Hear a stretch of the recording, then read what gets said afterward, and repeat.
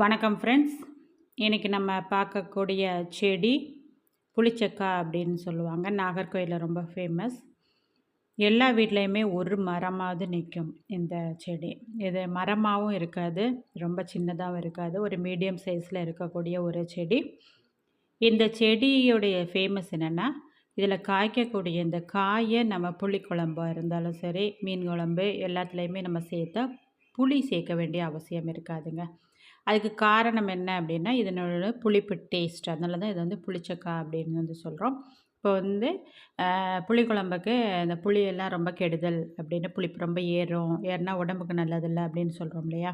அந்த இடத்துல இந்த காயை வந்து 2, 3 வெட்டி போட்டுட்டாங்கன்னா, அந்த புளிப்பு சுவை வந்து கொடுத்துரும். இதனுடைய பூவை பார்த்திங்கன்னா, ஒரு ரெட் கலரில் பார்த்திங்களா, அப்படியே கொத்து கொத்தாக இருக்கும். காயும் கொத்து கொத்தாக தான் இருக்கும். இதில் முதல் காய் தான் காய்ச்சிருக்கு. அதனால தான் நான் உங்களுக்கு இதை காட்டினேன். இது வாங்கி ஒரு 2, 3 வருஷம் ஆகுது. ஒரு மாதிரி கரண்டே இருந்துச்சு. திடீர்னு நல்லா வளர ஆரம்பிச்சுட்டு, அதுக்கப்புறம் அந்த காயும் போட ஆரம்பிச்சுட்டு, ரெட் கலரில் அந்த கிளையில் தான், அந்த கம்பு இருக்கு இல்லையா, ஸ்டெம், இதில் தான் பூ வந்து இருக்கும். கொத்து கொத்தாக இருக்கும் பாருங்களேன்.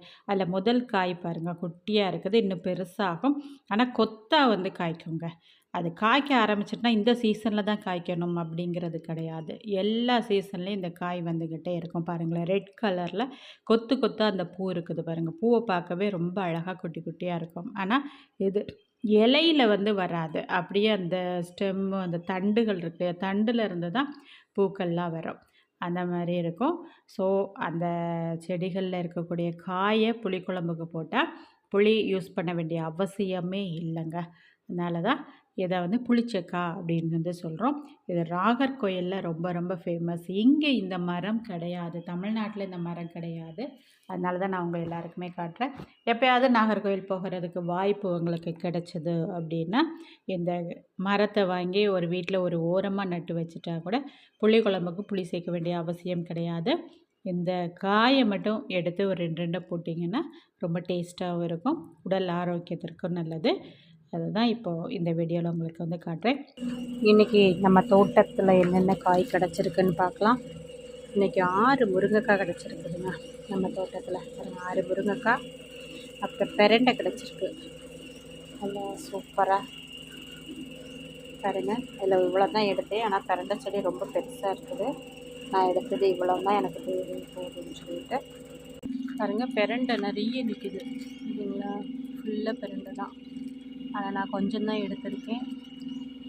நிறைய செடிகள் நல்ல தளிராக இருக்குது, ரொம்ப நல்லதுங்க முதுகு வலிக்கு. ஆனால் நம்ம செய்ய மாட்டேங்கிறோம் பாருங்கள். பெரண்டை செடி நிறைய வளர்ந்து நிற்கிது.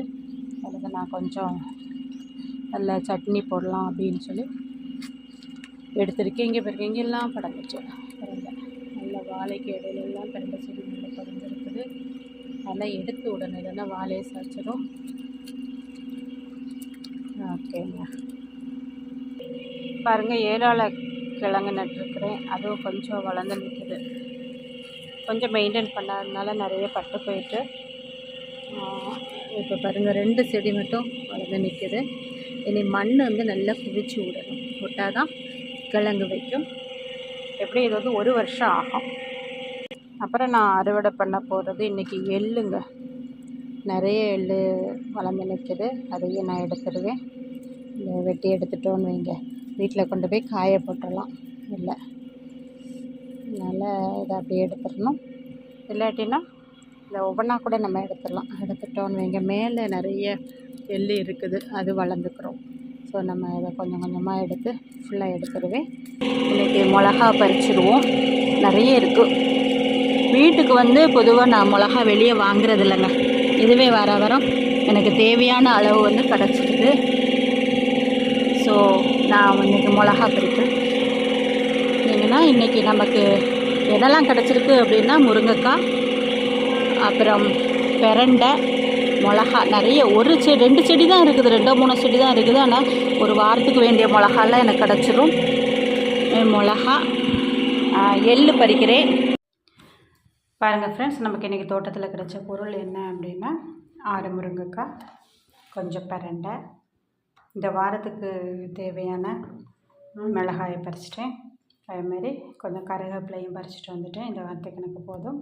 அதேமாரி கொஞ்சம் பொடி திரிக்கணும். அதனால் எள்ளையும் பறிச்சிட்டு வந்துட்டேன். இதை அந்த தோல்லேருந்து எடுத்துகிட்டு க்ளீன் பண்ணி பொடிக்கு திரிக்க யூஸ் பண்ணிக்கலாம். ஓகே ஃப்ரெண்ட்ஸ், சேனல் பிடிச்சிருந்தா சப்ஸ்கிரைப் பண்ணாமல் பார்க்குறீங்க அப்படின்னா ப்ளீஸ் சப்ஸ்கிரைப் பண்ணிடுங்க. அப்படியே லைக் பட்டனையும் ப்ரெஸ் பண்ணிடுங்க. நன்றி ஃப்ரெண்ட்ஸ்.